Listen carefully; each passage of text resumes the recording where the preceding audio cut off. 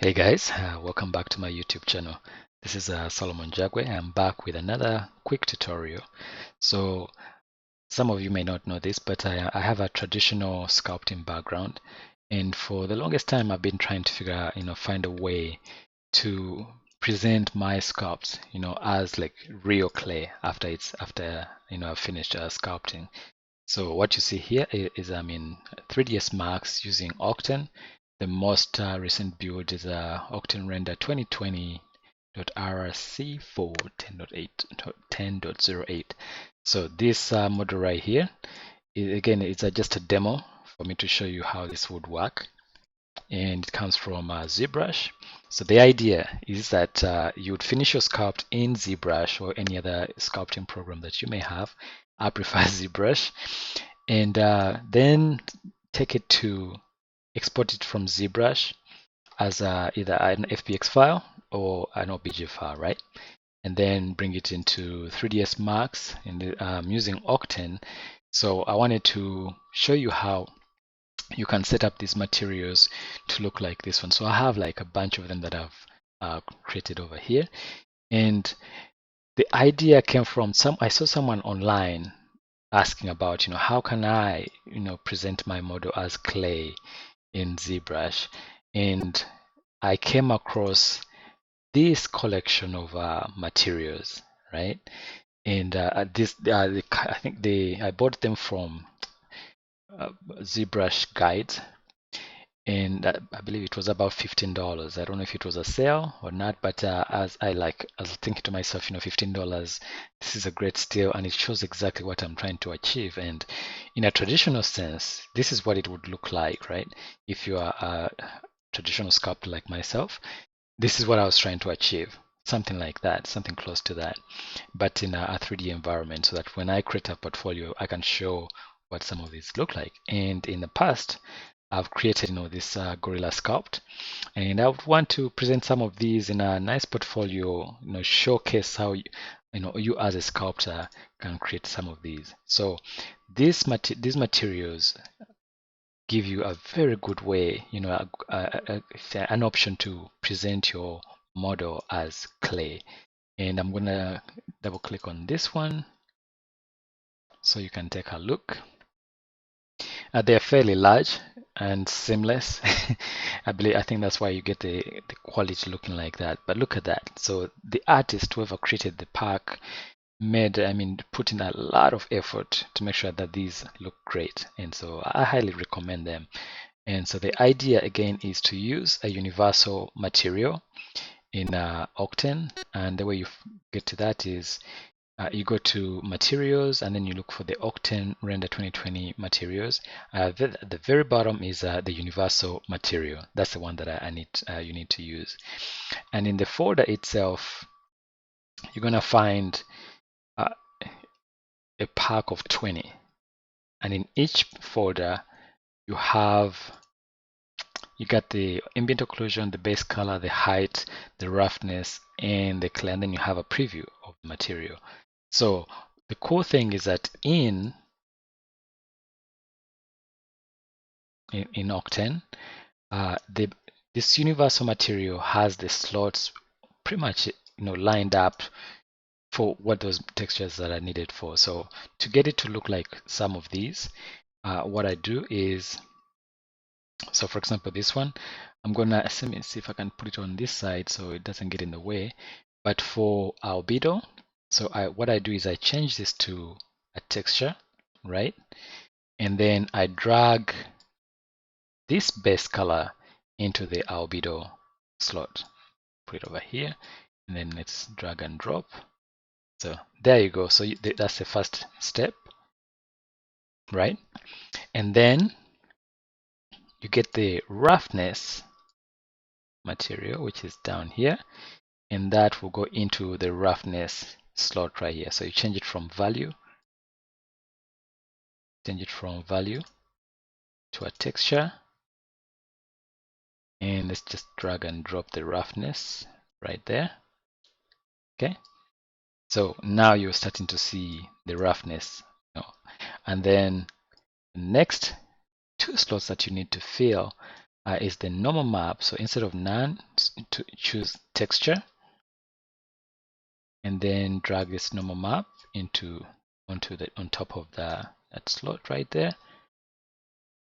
And now you can see the normal maps, starting to show it.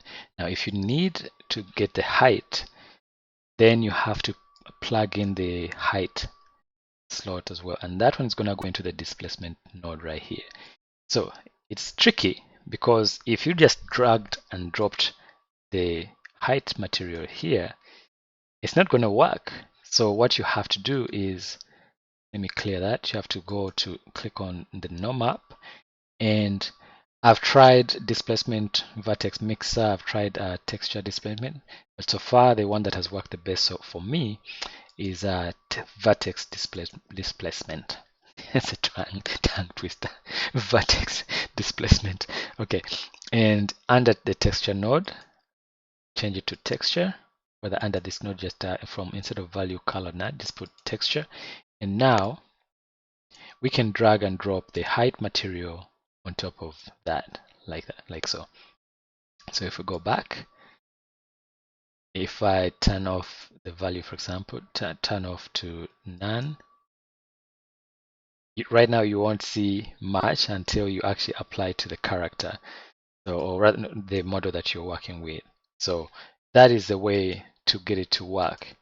And the height map, in order for it to work on a model, I'm using 0.001.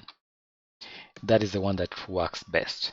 And every one of these materials that I've been able to plug in, if I scroll down and wait to the displacement map, you can see the values are. So real quick, I'm gonna click on this model, and let's get the one that we've just created and apply to the model.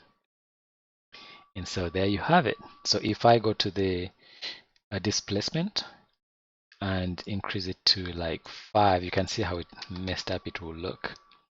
A few seconds.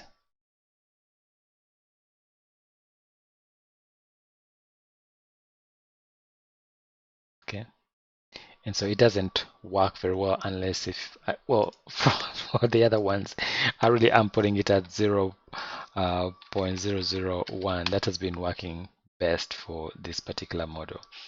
But as you can see, it gives you a very nice way to present your model. And the key is you have to make sure that you unwrap your model and create UVs in ZBrush, because if it's not unwrapped, it's not going to work very well at all.